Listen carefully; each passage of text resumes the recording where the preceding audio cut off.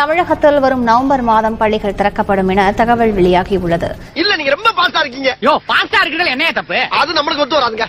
நாங்க என்னென்னமோ பிளான் பண்ணி வந்தோம். இப்ப பாதியிலே போக வேண்டியதா இருக்கு. கொரோனாவுடைய பாதிப்பு அக்டோபர் இறுதிக்குள்ளாக படிப்படியாக நீங்கிவிடும் என்று எதிர்பார்க்கப்படுகிறது. இதன் காரணமாக நவம்பர் மாதத்தில் அனைத்து வகை பள்ளிகளும் திறக்கப்படும் என்றும் தகவல் வெளியாகி இருக்கிறது. நான் புறப்படுறேன். எது போறியா?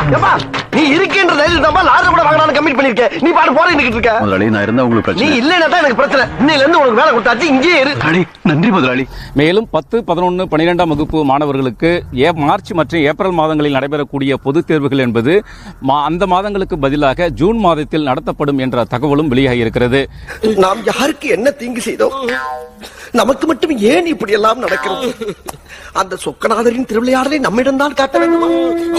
அந்த கால அவகாசம் குறைவாக இருப்பதன் காரணமாக நேரடியாக காலாண்டு அரையாண்டு தேர்வுகளுக்கு பதிலாக பொதுத் தேர்வை நடத்துவது என்ற தகவலும் கல்வி